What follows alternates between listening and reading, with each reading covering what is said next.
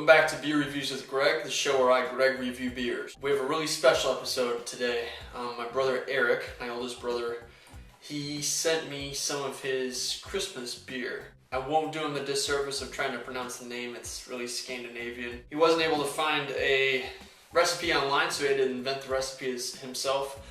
And I got all the information listed right there, ABV and all that. Like I said, I'm not going to try to pronounce it, but basically going into this blind.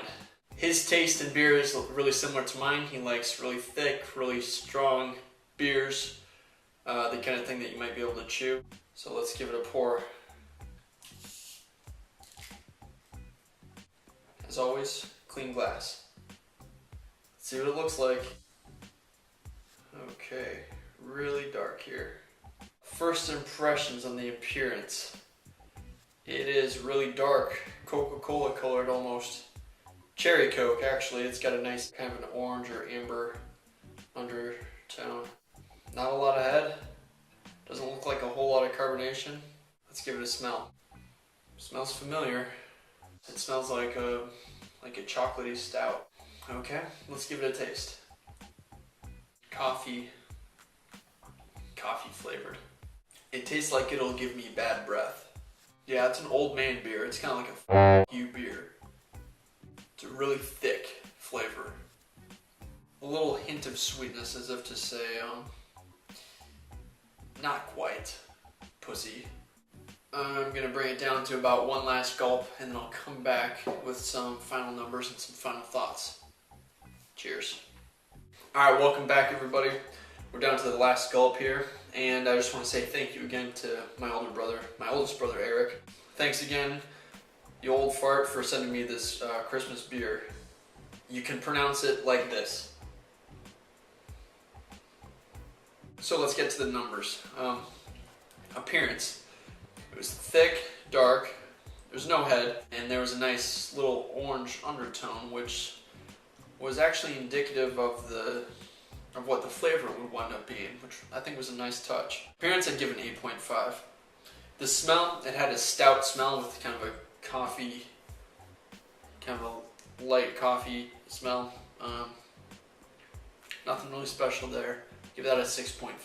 The taste, it was an old man flavor. Really bitter, and I would describe it as like drinking a middle finger. Like Eric brewed this beer, slid it across the table to me and said, deal with it. It was a little sweet underneath. I really don't know if that was a psychological, an expectation bias, because of the fact that it had an orange undertone. I don't know if that's made my brain think that it got a little bit sweeter at the bottom. Maybe, maybe not.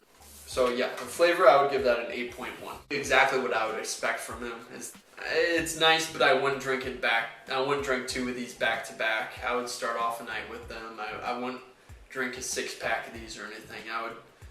I would sit down, maybe chill out with some buddies, playing a poker game, something where you can chew it, mull it over a little bit. I really like the personality of it, but the flavor lacks enough contrast to make it really, really drinkable. Overall, it had a nice consistency in appearance and flavor, which was a nice touch. And consistency is basically the main adjective that I would use when describing this. It's like a fastball down the middle. What you see is what you get. There's nothing fancy here. It's not pretentious. I'd give it an 8.0.